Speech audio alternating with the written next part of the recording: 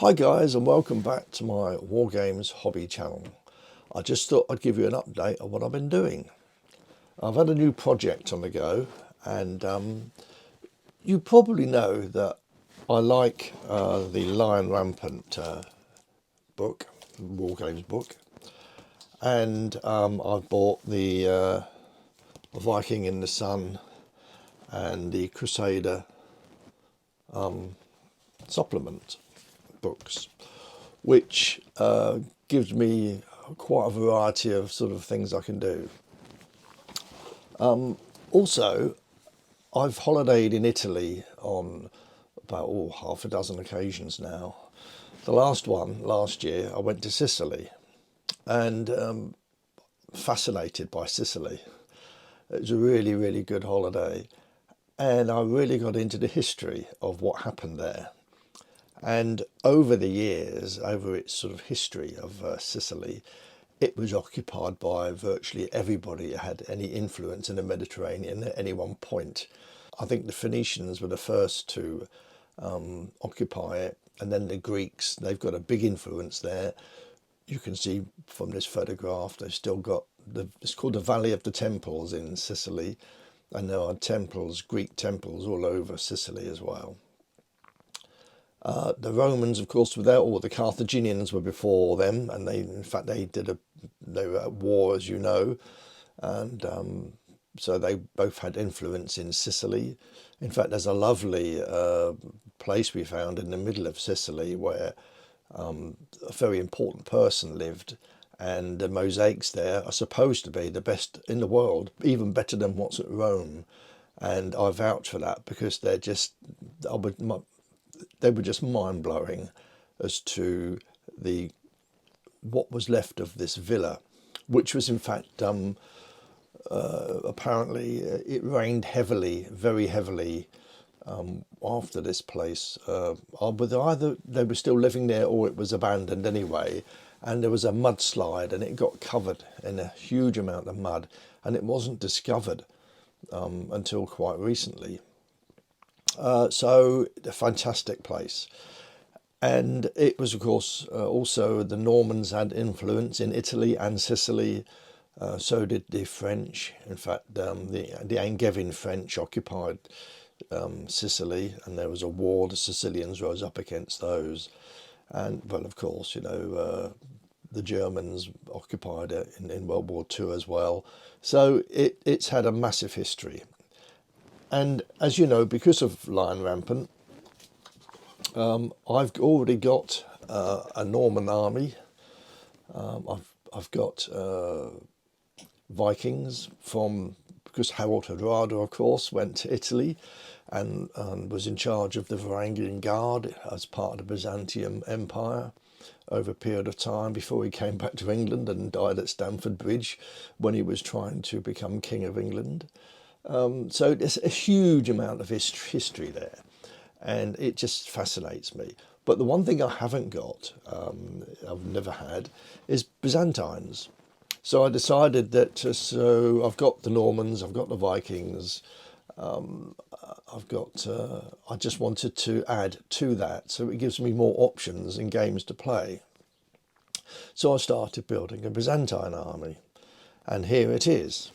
So here we are. This is what I've built so far.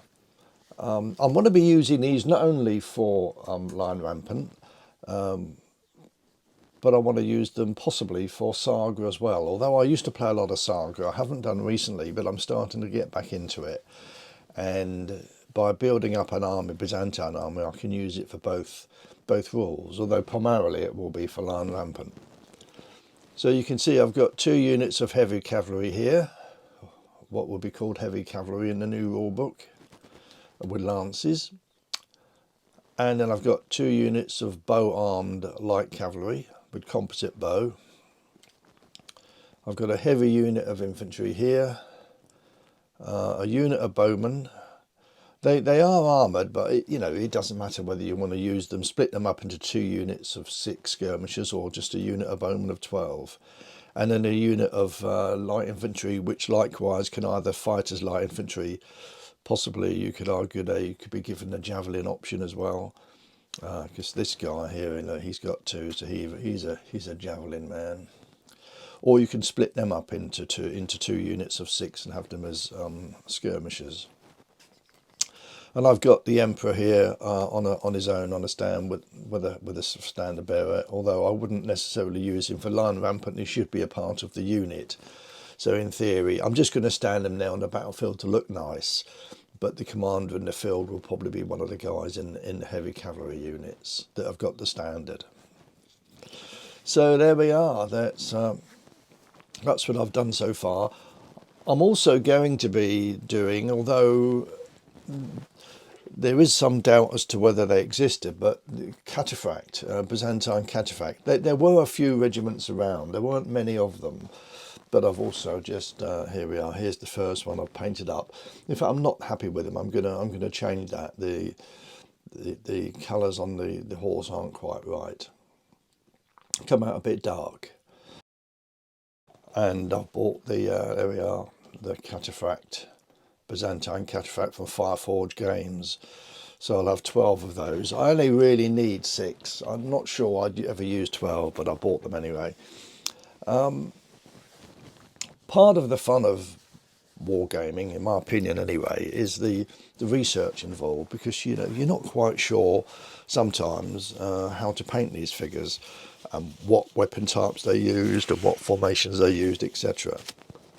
So that, as I say, for me is part of the fun, and I've done a huge amount of research into the Byzantines of the period, because they, you know, they were around a long time, but this is based on sort of really the 11th century, around sort of time that Harold Hardrada would be going to Sicily and getting involved in Italy.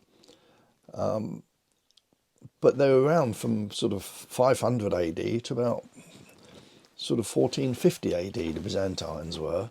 But this was a period where I'm trying to stick to, because it works well with the rest of the armies I've got. Now, I didn't know what colours to do them, and I did a lot of research, and what became pretty clear was that there weren't that many heavy infantry units around at the time. They started using more light troops like these. But what there were maybe would have been sort of uniformed of some sort, but that the cavalry weren't uniformed at all. They were all sorts of different colours. And they weren't just plain though. They weren't just plain armour, from what I've read anyway. The laminate armour, which is what you can see I've used, varying colours, were in fact quite colourful, and up to each individual to do what he wanted to, really, as far as colour goes. Although I'm sure some of the equipment would have been supplied by the Emperor, a lot of it was just by the cavalryman himself. So there's a fair bit of artistic license really as to what colours you do. But there we are. You can see I've gone for quite a colourful army. I think they look really good. I'm happy with them. I think I've always said I'm not a brilliant painter, but I do, I think, a very satisfactory job. I have tried to stick with these guys. They would have been supplied, the light infantry would have been supplied with some sort of covering. And the ones I've seen in various books all seem to be sort of blue or even red, but I wanted to get away from red. I've stuck with the light blue, but I've given them the plain red shields. They weren't, the light infantry rarely had any emblems on the shield at all, so I've just done them plain red. The heavy infantry, of course, I have allowed the shield to be a little bit more decorative. So there we are. That's what I've been doing for the last, I suppose it's been about 3 months really this has taken me to do, because I'm not a fast painter. And when I do finally do the cataphract as well, that'll be the final unit that I'll use. Whether I use them much, I don't know, but it's just nice to have some cataphracts. Whilst on the subject of the cataphract, when I did this first chap, which I've sort of now finished, I wanted to see how he turned out. As I say, it's a little bit dark. I might sort of try and brighten it up a bit.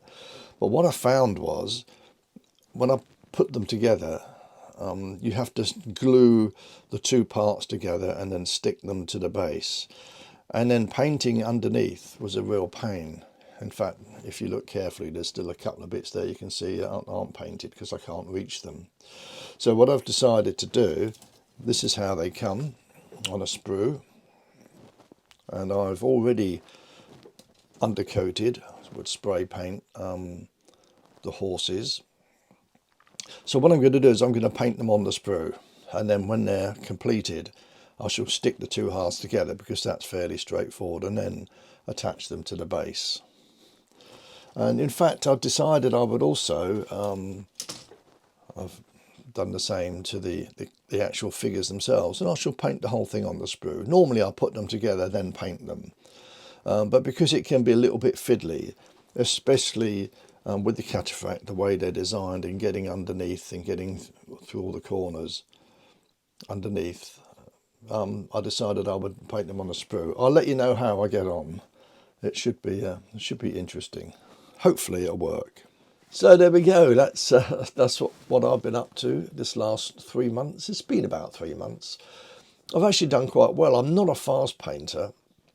You know, sometimes a unit can take a couple of weeks, but I've cracked on with these quite fast. Partly because I've really enjoyed the experience. I enjoyed doing the research. I read loads of books on the subject. I went on the internet and trawled that as much as I could to find out information about the units that they've used in that period. And I like to try and keep it as historically accurate as possible. And at least now no one can come and say to me they're the wrong colours, because you know, from what I've found, that the cavalry were very mixed. The laminate armour was coloured, and there weren't sort of uniforms as such, except maybe in some of the heavy infantry, but the rest of it was pretty much, you know, mixed. And I've really enjoyed the project. I don't know what my next project's going to be, whether it be another army from for Lion Rampant. I might even do, I've just bought the saga book of Alexander. I've had a couple of games using my mate Graham's army, but I might do my own. I've always fancied doing Persians, you know, and he's got a median Persian army, Graham has. I might do the Achaemenid Persians. I don't know. I'll have to look at that. I did like playing with them the one game I've had. And so I might, that might be my next project. Well, that's after I've finished a unit of cataphracts, of course. Well, I need to do 2 units. I've got enough to do 12 figures.